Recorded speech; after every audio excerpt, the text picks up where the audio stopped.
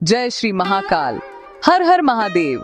उस आदि और अनंत सृष्टि के कण कण में बसे हुए देवाधिदेव महादेव को हमारा शत शत नमन। आज हम अपनी शिव की खोज यात्रा के एक नए पड़ाव पर हैं।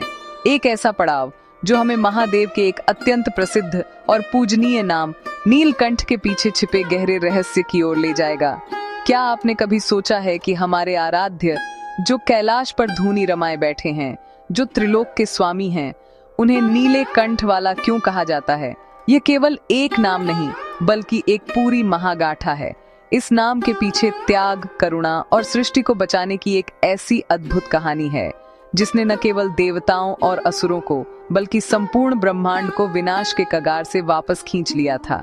ये कहानी सिखाती है कि कैसे महादेव ने सृष्टि की रक्षा के लिए सबसे बड़ा बलिदान दिया।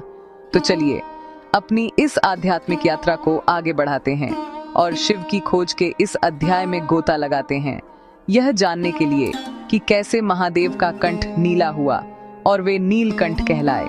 इस कथा का आरंभ होता है एक श्राप से। महर्षि दुर्वासा के क्रोध ने देवराज इंद्र और समस्त देवलोक को श्रीहीन यानी वैभव और शक्ति से हीन कर दिया था।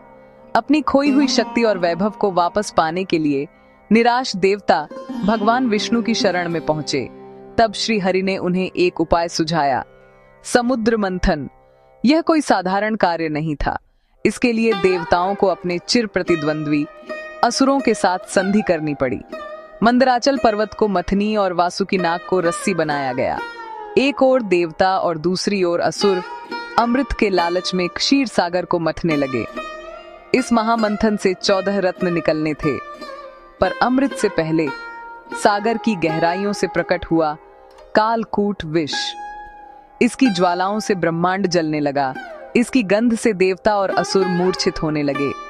सृष्टि पर प्रलय का संकट मंडराने लगा। समुद्र मंथन से अमृत की आशा थी, पर सागर ने अपनी गहराइयों से सबसे पहले उगला हलाहल कालकूट विष। ये सिर्फ आग नहीं थी, ये सृष्टि के अंत का संकेत था। इसका धुआं इतना जहरीला था कि ब्रह्मांड का दम घुटने लगा।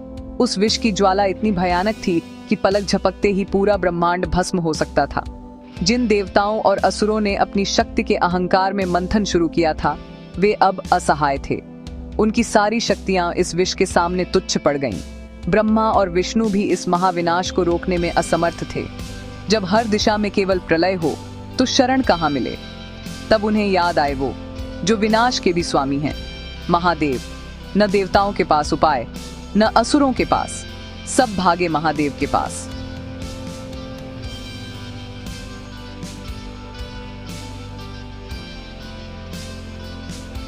कैलाश पर ध्यान मग्न महादेव ने सृष्टि की पीड़ा को महसूस किया। देवता और असुर उनके चरणों में गिरे हुए थे। उनकी आंखों में याचना थी।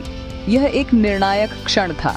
अब आप ही बताइए, अगर उस दिन महादेव वह विष न पीते तो आज इस ब्रह्मांड का, हमारा, आपका क्या हाल होता?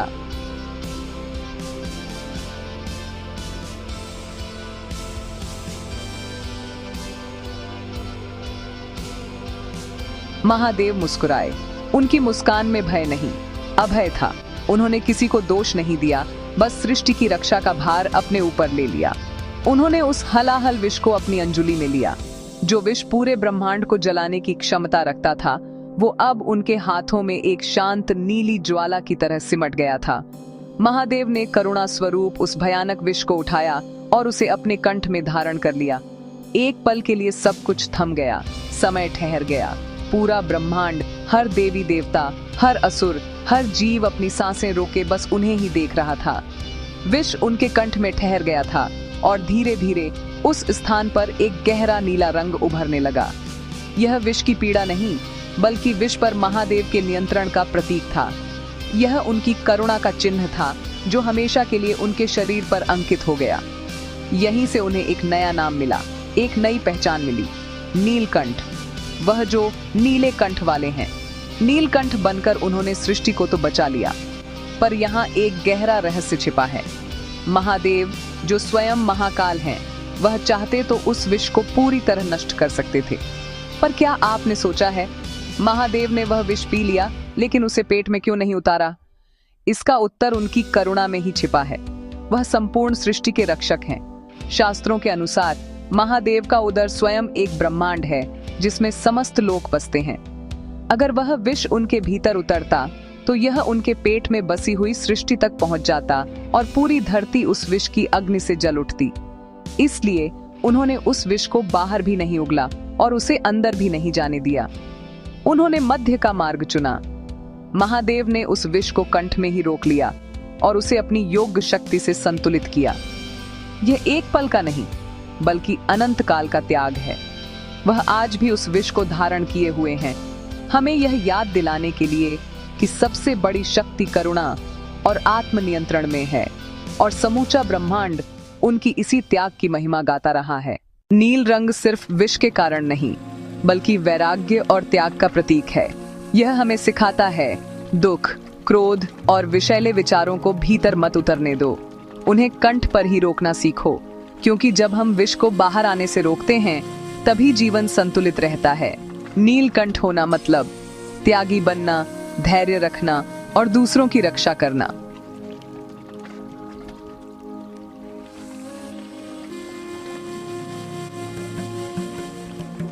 आपके जीवन का सबसे बड़ा विष कौन सा है जिसे आप अपने अंदर उतारना नहीं चाहते?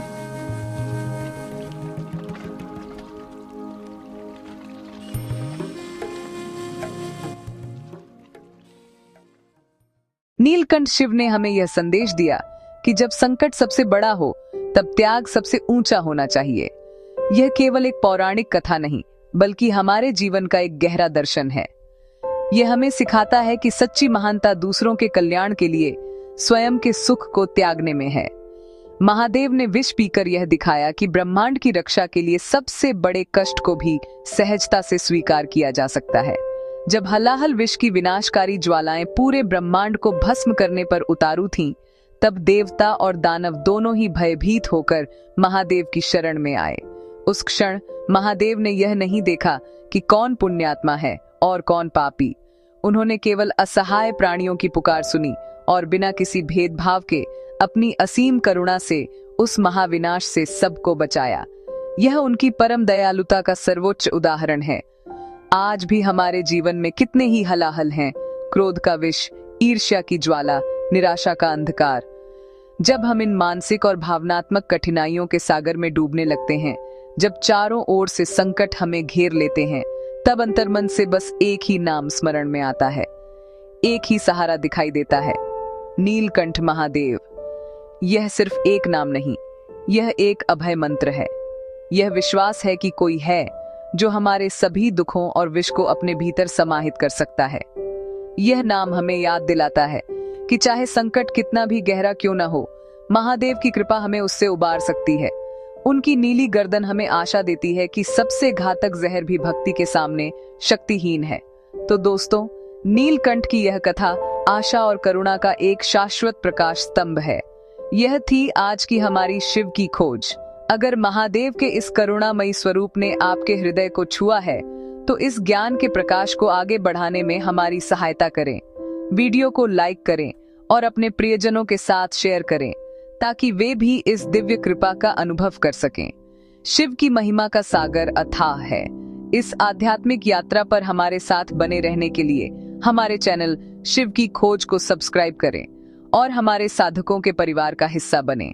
हम हर दिन महादेव के एक नए नाम, एक नई कथा और उसके पीछे छिपे रहस्य को आपके सामने लाएंगे। अगली खोज तक हर हर महादेव।